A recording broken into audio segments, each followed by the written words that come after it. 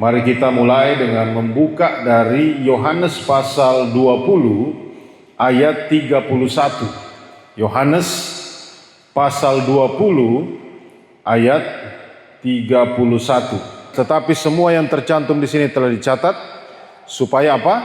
Kamu percaya bahwa Yesuslah Mesias. Jadi kalau mau ditanya kepada penulis Injil Yohanes, kenapa kamu tulis Injil Yohanes? Ya supaya ketika orang-orang membacanya, mereka percaya bahwa Yesuslah Mesias, Anak Allah, dan supaya kamu oleh imanmu memperoleh hidup dalam namanya.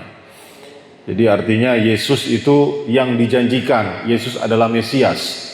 Karena audiens pertamanya itu ketika mereka menulis ini adalah orang-orang Yahudi yang percaya akan janji bahwa di masa depan nanti akan ada Mesias yang akan membebaskan mereka. Jadi ditujukan kepada orang-orang Yahudi. Dan juga untuk umum, untuk seluruh dunia. Karena dikatakan supaya kamu oleh imanmu kepada siapa? Kepada Yesus. Kamu memperoleh hidup dalam namanya. Makanya saudara, kalau saudara baca ini Injil Yohanes, dia tidak mulai dengan kelahiran Yesus Kristus. Dia langsung katakan begini, pada mulanya adalah firman, firman itu bersama-sama dengan Allah, dan firman itu adalah Allah. Yohanes 1 ayat 1. Dia tidak muter-muter ke cerita tentang silsilah atau kayak di Matius kan, bicara silsilah, lalu malaikat datang kepada Yusuf atau Maria, lalu sesudah itu Maria ketemu dengan Elizabeth. Nah itu ada di Injil yang Lukas, Matius ya. Tetapi di Injil Yohanes, to the point. Langsung dia katakan Yohanes 1 ayat 1. Pada mulanya adalah firman. Dan firman itu bersama-sama dengan Allah. Dan firman itu adalah Allah. Itulah keunikan dari Injil Yohanes, saudara. Dan ada satu hal yang kalau kita baca secara keseluruhan, kita akan temukan ada satu pola di mana penulis Injil Yohanes ini dia mengutip ya, bukan mengutip, maksudnya menceritakan mujizat-mujizat yang dilakukan Yesus itu tidak harus semua, tidak harus banyak, tetapi dia pilih-pilih. Dan peristiwa-peristiwa itu ada maksud dan tujuan kenapa dia cantumkan di sini. Bahkan ada yang tidak ada di Injil lain, ada di sini. Contohnya, Lazarus dibangkitkan dari orang mati. Nah, itu kita tidak bisa dapat di Matius, Markus, atau Lukas. Tetapi hanya di Injil Yohanes. Jadi memang dia sangat selektif. Karena dari awal dia sudah tahu apa tujuan dia mau menulis ini. Yaitu untuk memperkenalkan kepada orang Yahudi, memperkenalkan kepada dunia bahwa inilah yang dijanjikan. Inilah Mesias yang akan membebaskan umatnya. Tapi bukan hanya umatnya Israel, tetapi seluruh dunia, karena oleh namanya kita diselamatkan. Nah, saudara yang kasih dalam Tuhan, makanya dianjurkan kalau ada orang yang baru bertobat, baru terima Yesus, mungkin baru dibaptis, ya, diarahkan langsung baca Injil Yohanes dari awal sampai selesai.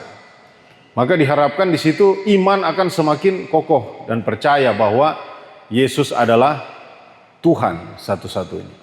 Nah, saudara yang kasih dalam Tuhan, salah satu yang menarik di Injil Yohanes ini adalah bagaimana Yesus dikatakan memperkenalkan dirinya sebagai I am.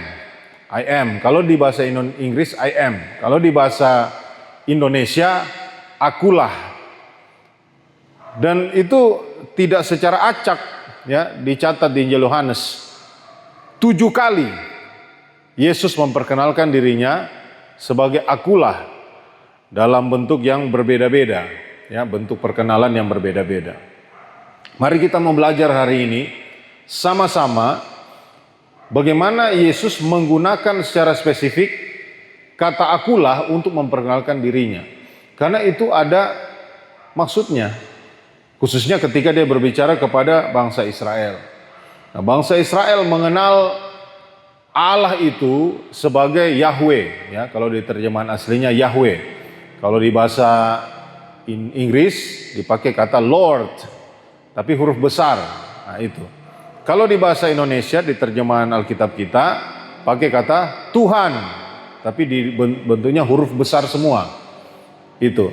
Nah, kata itu bukan hanya maksudnya hanya sekedar kata-kata, ya, namanya Yahweh atau Jehovah atau Lord atau Tuhan, tapi itu ada artinya, dan artinya itu jelas. Kita bisa lihat di dalam Keluaran pasal 3. Waktu Musa dipanggil Tuhan untuk membebaskan bangsa Israel. Di situ Musa bertanya, kalau mereka bertanya kepadaku, siapa yang mengutus kamu? Apa yang harus kujawab? Lalu apa yang dikatakan Musa? Mari kita baca saja. Keluaran 3 ayat 13 sampai 14. Apa yang dikatakan Tuhan? Lalu Musa berkata kepada Allah, tetapi apabila aku mendapatkan orang Israel dan berkata kepada mereka, Allah nenek moyangmu telah mengutus aku kepadamu, dan mereka bertanya kepadaku, bagaimana tentang namanya? Apakah yang harus kujawab mereka? Firman Allah kepada Musa apa? Aku adalah aku. Lagi firman-Nya, beginilah kau katakan kepada orang Israel itu, akulah aku telah mengutus aku kepadamu. Ini menarik, ya, karena memang ini bukan terjemahan aslinya, karena Alkitab ditulis bahasa Ibrani kalau Perjanjian Lama, ya. Jadi kita harus tetap kalau mau mengerti secara utuh harus memang sedikit harus belajar lah. Nah, tetapi ada clue yang jelas, ada tanda yang jelas dipakai oleh penulis penerjemah Alkitab kita itu di huruf besar semua. Aku adalah aku itu bukan huruf-huruf kecil, ya, tapi huruf besar semua. Akulah aku. Nah, ini kalau di bahasa aslinya ya itulah yang dipakai istilah Yahweh, ya, Yehova, yang mana huruf besar semua, YHWH, begitu. Kalau dibikin jadi tulisan Romawi, ya, seperti yang kita pakai hari ini, ya. Nah, saudara yang kasih dalam Tuhan, itu artinya Allah mengidentikan dirinya ketika dia memperkenalkan diri kepada Musa, ya, dan kepada umat Israel, dan juga kalau saudara baca di Perjanjian Lama itu di banyak generasi Tuhan memperkenalkan dirinya dengan menggunakan istilah akulah, ya, akulah aku adalah aku, karena memang itu nama Tuhan, arti dari nama Tuhan, ya, arti dari kata Yahweh, arti dari kata Lord, arti dari kata Tuhan dalam Alkitab kita yang huruf besar semua, itu artinya akulah aku. Artinya ini sudah sangat lazim diketahui oleh bangsa Israel, karena itu bukan nanti Musa Tuhan memperkenalkan diri seperti itu, tetapi dari zaman Abraham, ya, nenek moyang utamanya daripada bangsa Israel. Coba kita lihat dalam kitab Kejadian, saudara. Kejadian pasal 15 ayat 1. Itu pertama kali Tuhan menyebut dirinya sebagai I am. Kejadian pasal 15 ayat 1. Kemudian datanglah firman Tuhan kepada Abram dalam suatu penglihatan, janganlah takut Abram, akulah perisaimu, upahmu akan sangat besar. Kalau di bahasa Inggris, I am your shield, akulah perisaimu. Jadi dari zaman Abram, belum namanya Abraham saja, Tuhan datang kepada Abram memperkenalkan dirinya menggunakan kata akulah. Nanti ketika berapa ratus tahun kemudian di zaman Musa, Tuhan ketika Musa tanya, terus kalau bangsa Israel bertanya siapa yang mengutus aku, mau jawab apa? Nah, di situ Allah menggunakan istilah yang sama, akulah aku adalah aku yang mengutus kamu. Jadi kalau ada orang tanya, bilang jawab begitu, ya, bilang jawab begitu. Nah, ketika orang Israel mendengar kata itu, mereka langsung paham. Karena dari zaman Abram, begitulah cara Tuhan memperkenalkan dirinya. Ini penting untuk kita ketahui, bahkan di akhir zaman nanti, ya. Terakhir kali Alkitab mencatat Allah memperkenalkan dirinya menggunakan kata akulah itu ada di kitab Wahyu. Itu di kitab terakhir, ya. Tadi Kejadian kan kitab pertama di Alkitab kita. Nah, kitab terakhir itu ada kitab Wahyu. Coba lihat Wahyu 22 ayat 13. Wahyu 22 ayat 13. Dikatakan Aku adalah Alfa dan Omega, yang pertama dan yang terkemudian, yang awal dan yang akhir. Kalau di bahasa Inggris, I am, sama saudara. Aku adalah, I am Alpha and Omega, the first and the last, the beginning and the end. Ya. Yang paling terakhir itu juga ada di Wahyu 22 ayat 16, bagian B. Aku adalah Tunas, yaitu keturunan Daud, bintang timur yang gilang gemilang. Jadi dari Kejadian sampai kitab terakhir, Tuhan ketika dia memperkenalkan dirinya, memproklamirkan tentang pribadinya, dia pakai kata aku adalah, akulah, aku, I am. Ini penting untuk kita ketahui. Kenapa? Karena kenapa alasan Yesus dibunuh, kenapa alasan Yesus mau ditangkap, dibenci oleh banyak orang Farisi dan Saduki? Karena mereka benci sekali setiap kali Yesus memperkenalkan dirinya menggunakan istilah yang sama. Akulah, I am. Nah, kita mau lihat di dalam Injil Yohanes, secara spesifik kita belajar dari Injil Yohanes saja, itu 7 kali Yesus menggunakan istilah tersebut. Yang tercatat ya, kita nggak tahu yang tidak tercatat, tapi 7 kali di dalam Injil Yohanes itu sengaja. Ya, sengaja Yohanes ambil 7, karena 7 itu adalah simbol angka kesempurnaan. Jadi bukan secara acak saja dia pilih-pilih, tidak, tapi memang dia pilih 7 kali Yesus memperkenalkan dirinya sebagai akulah, menggunakan istilah akulah. Yang pertama, Yohanes pasal 6 ayat 35. Bisa satu orang baca? Yohanes 6 ayat 35. Apa di sana?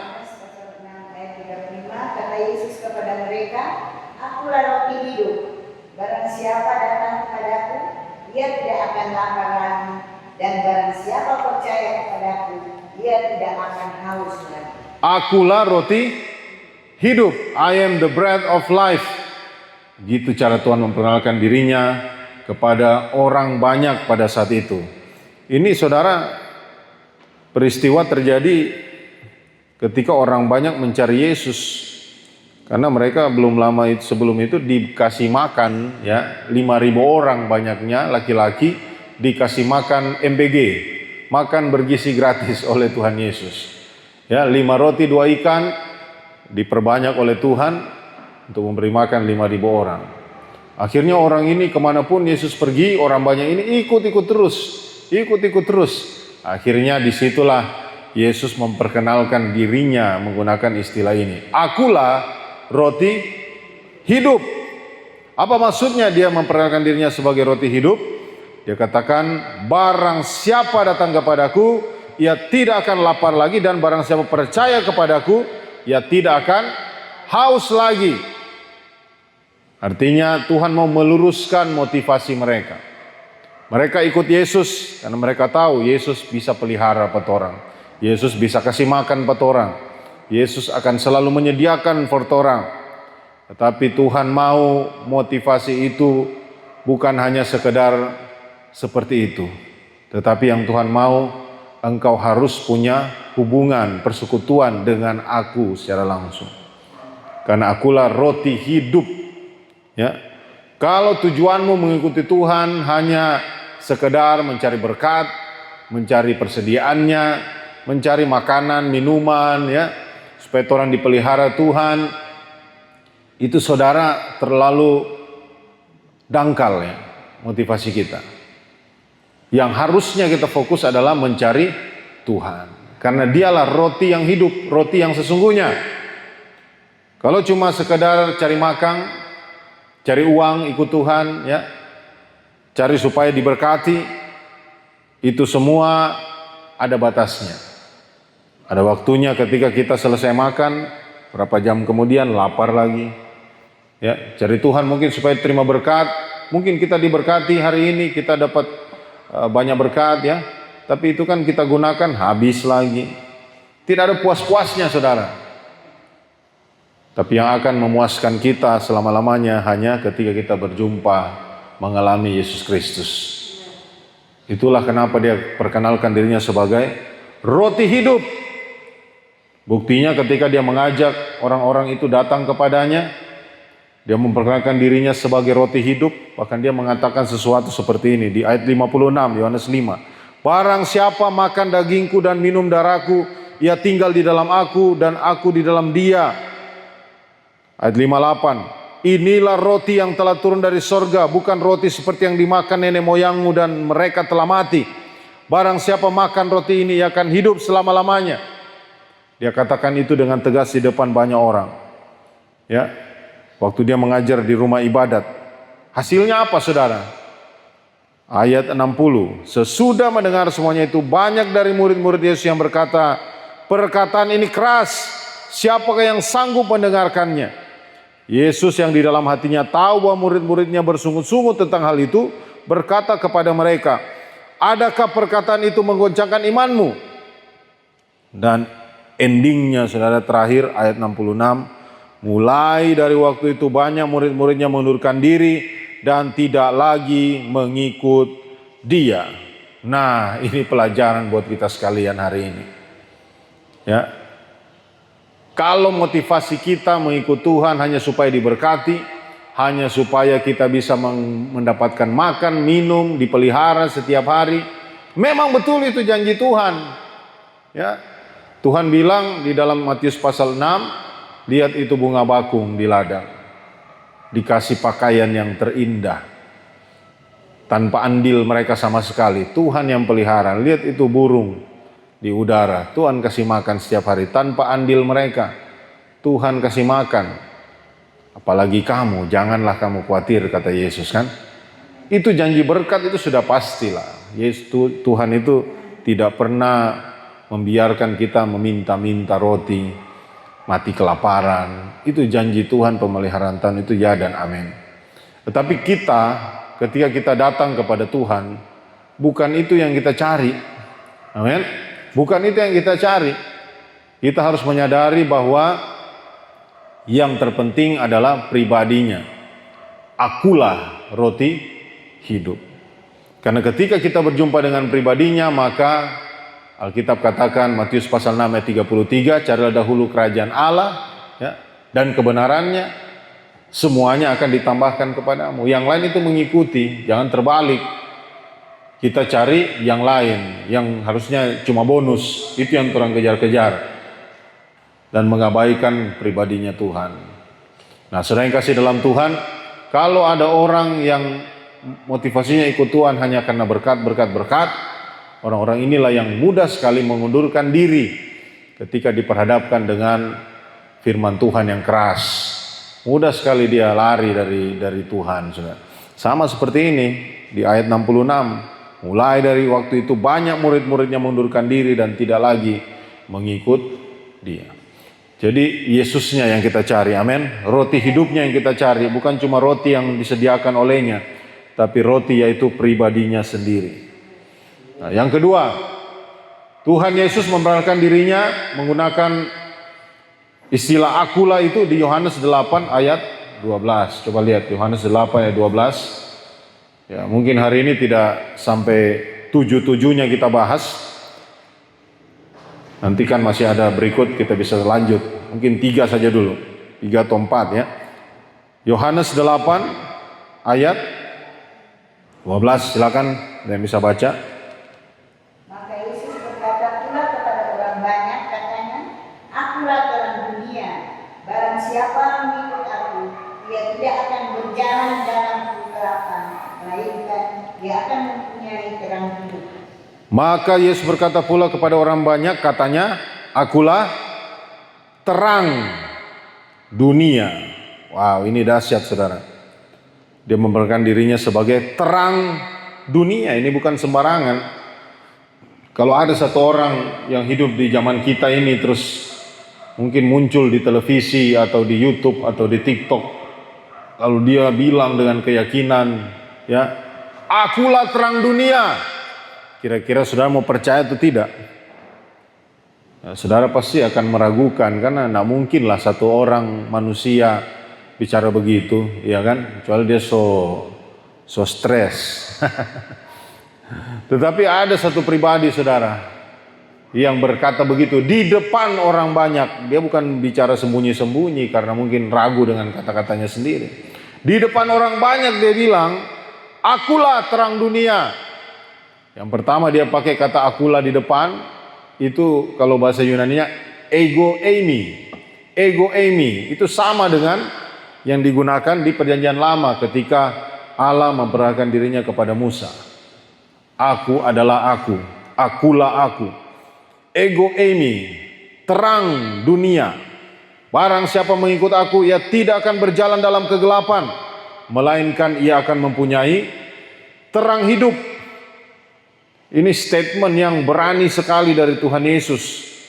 Ketika dia mengatakan begitu, saudara, dia tidak main-main, dia tidak lagi bercanda atau cuma stand up komedi. Ya, dia berkata dengan percaya diri. Kenapa? Karena itu kebenaran. Dia katakan, dia perkenalkan dirinya sebagai terang dunia. Jadi saudara, terang ini dalam bahasa Yunani phos, ya. Terang itu bercahaya, dia katakan di dalam kegelapan di Yohanes pasal 1. Coba lihat Yohanes 1 ayat 4 sampai 5. Dalam dia ada hidup dan hidup itu adalah terang manusia. Terang itu bercahaya di dalam kegelapan dan kegelapan itu tidak menguasainya. Nah, saudara yang kasih dalam Tuhan, ini pernyataan yang sangat-sangat berani. Kenapa? Karena kalau kita renungkan ya, istilah terang dunia itu artinya ya kayak matahari menerangi bumi, sepenting itu saudara. Coba bayangkan kalau matahari itu dinonaktifkan untuk sementara, habislah kita semua kan.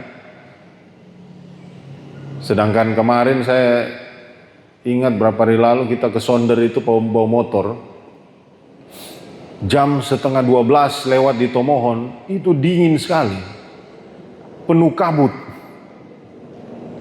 Kenapa? Kita lihat ini 11:30 harusnya matahari sudah di ubun-ubun ini. Kita lihat, oh tebal sekali tuh awan. Jadi terang matahari itu sinarnya tidak bisa menembusi itu awan tebal itu. Akhirnya kabut dingin sudah. Bayangkan, itu asli DP matahari masih ada itu, tapi tersembunyi cuma toh. Jadi minimal DP hawa panas masih tembus sebenarnya walaupun cahayanya tidak full. Itu saja orang so rasa lain ya kan, so dingin, so kabut, setengah mati orang mau beraktivitas. Apalagi kalau terangnya dinonaktifkan saudara, pensiun sementara ya, mungkin cuti, ambil cuti. Nah bayangkan sepenting itu ketika Yesus menyatakan dirinya sebagai terang dunia, sepenting itu saudara pribadinya bagi dunia ini. Dia sama saja berkata bahwa tanpa aku kalian semua hidup dalam kegelapan gitu. Nah saudara yang kasih dalam Tuhan, makanya ya orang Farisi wajar kalau mereka emosi saudara. Masa ada manusia biasa bicara begitu? Ya karena mereka memang tidak percaya. Iya kan? Dia katakan, akulah terang dunia, barang siapa ikut aku, ia tidak akan berjalan dalam kegelapan, melainkan ia akan mempunyai terang hidup. Nah, sedangkan dalam Tuhan, kita di sini anak-anak Tuhan semua sudah punya Kristus, kita sudah lahir baru. Jangan sampai ya kita masih hidup dalam kegelapan. Berarti kita menyangkali kuasa terang Tuhan dalam hidup kita. Ya, hidup dalam kegelapan, masih hidup dalam dosa-dosa yang kita sembunyikan, kita tidak mau orang tahu. Ya, penampilan kita di luar seperti ini, padahal di dalamnya itu tidak seperti itu. Nah itu saudara. Ya, hidup dalam terang artinya ya terang benderang. Ketika orang lihat hidup kita, entah itu di luar atau di rumah, entah itu di atas mimbar atau di bawah mimbar, sama saja orangnya. Tidak ada yang kita istilahnya Alkitab Yesus paling benci itu munafik, ya toh? Munafik, dapat dia putih-putih bagus di luar tapi di dalam tulang-tulang semua. Nah itu. Sama dengan kuburan. Toh di luar bagus sekali, apalagi kalau ke daerah Minahasa itu banyak kuburan sama dengan rumah. Ya toh, lebih bagus ya orang perumah lah itu kuburan lain. Mas tetap kalau bongkar DPC di dalam ya tulang. Tidak ada bagus-bagusnya saudara, cuma luarnya saja. Nah, Tuhan tidak menginginkan kita sudah memiliki terang Tuhan di dalam hidup kita, tapi hidup kita masih dalam kegelapan. Mari saudara, cara untuk kita mengakui Yesus sebagai terang dunia yang hidup di dalam kita, ya marilah berjalan di dalam terang. Ya, bukan dengan bicara tentang terang, tapi berjalan di dalam terang. Itulah bentuk penghargaan tertinggi kepada Tuhan Yesus yang adalah terang dunia. Ketika kita anak-anaknya hidup di dalam terang. Saudara kasih dalam Tuhan, kalau mau bicara terang ini cukup panjang, bisa jadi satu khotbah saudara. Ya, Yesus berkata di Yohanes 9 ayat 5, selama aku di dalam dunia, akulah terang dunia. Tetapi di Matius 5 ayat 14, Yesus juga berkata, kamu adalah terang dunia. Kota yang terletak di atas gunung tidak mungkin tersembunyi. Nah, Yesus terang dunia itu salah satu artinya adalah Dia memberi kita bimbingan melalui firman-Nya, melalui pekerjaannya. Karena di kitab Mazmur kan dikatakan, Mazmur 119 ayat 105, firman-Mu adalah pelita bagi kakiku, terang bagi jalanku. Jadi waktu Yesus katakan, akulah terang dunia, bagaimana cara Dia menerangi kita? Lewat firman-Nya. Ya, Dia menerangi jalan kita. Jadi waktu Yesus bilang, sekarang kamu juga terang dunia. Artinya apa? Hidup kita harus juga berjalan dalam firman-Nya, supaya kita bisa menerangi juga orang lain. Amin. Bukan hanya tugas Yesus ya untuk menjadi terang bagi dunia ini. Tuhan juga berikan kita tugas yang sama. Menerangi jalan orang lain, menunjukkan jalan yang benar. Apa itu bahasa Arab? Siratal mustaqim atau apa? Ya, tunjukkan jalan yang benar. Ya kan? Jadi saudara yang kasih dalam Tuhan, panggilan Kristus bagi kita adalah mengikuti langkah-langkahnya. Kalau Dia memperkenalkan dirinya sebagai roti hidup, sebagai terang dunia, Dia mau kita juga menjadi seperti dengan Dia, menjadi berkat bagi dunia ini, menjadi terang bagi orang lain. Kita dipanggil untuk mengakui ketuhanan Yesus, tapi di waktu yang sama Tuhan mau kita merefleksikan terang Kristus, mencerminkan terang Kristus yang penuh kuasa dan manfaat bagi sesama kita. Nah, sama seperti matahari cuma satu, tapi ada satu lagi namanya bulan. Nah, bulan ini tidak punya cahaya. Tapi kok bisa bulan bercahaya? Karena dia memantulkan sinar matahari. Ya, kalau malam itu indah sekali, apalagi kalau dia bulan purnama, terang, dia bisa menerangi dunia yang gelap juga, walaupun bulan itu tidak ada cahayanya. Tapi karena dia memantulkan cahaya matahari, maka bulan jadi bermanfaat juga menjadi penerang di langit. Itulah kita sedang kasih dalam Tuhan. Amin. Kita memang tidak punya cahaya di dalam kita. Kita ini semua Alkitab katakan, you were dead, kamu telah mati di dalam pelanggaran-pelanggaran. Tapi di dalam Kristus, kamu dihidupkan kembali, rohmu dihidupkan kembali, diterangi hatimu. Dan karena itu kita akhirnya memiliki terang. Yang awalnya kita hidup dalam kegelapan, dibawa masuk dalam kerajaan terang. Apa tujuannya saudara? Supaya kita terus merefleksikan, mencerminkan itu terang matahari itu. Kita terima pantulan terang matahari, supaya terang bermanfaat buat dunia ini. Bahayanya kalau kita terlalu banyak penghalang antara kita dengan Tuhan, ya, terlalu banyak distraction, terlalu banyak yang mengganggu di antara kita dengan Tuhan, maka kita tidak akan efektif mencerminkan terang Tuhan itu. Yang Tuhan inginkan hari ini, mari saudara kita introspeksilah diri masing-masing. Kalau ditanya apakah saudara mau dipakai Tuhan, amin, pasti mau. Tapi ingat, ada musuh, ada daging, ada apa lagi? Pikiran yang tidak ditundukkan pada Kristus. Nah, ini yang kadang-kadang menghalangi kita untuk 100% bisa jadi berkat, bisa melayani sesama. Nah ini kita sama-sama mau runtuhkan semua. Kita minta anugerah Tuhan. Hancurkan semua, runtuhkan. Karena kerinduan kita adalah benar-benar menjalani hidup sesuai panggilan Tuhan untuk menjadi terang bagi dunia ini. Yesus yang berkata, Matius 5:14, kamu adalah terang dunia. Kota yang terletak di atas gunung tidak mungkin tersembunyi. Nah, saudara yang kasih dalam Tuhan, saya berdoa biar anugerah Tuhan turun atas setiap kita. Kita benar-benar bisa jadi berkat. Ini masih bulan kedua ini, masih banyak lagi bulan-bulan ke depan, ya. Biar kita jadi bulan, ya, bulan yang merefleksikan kasih Tuhan.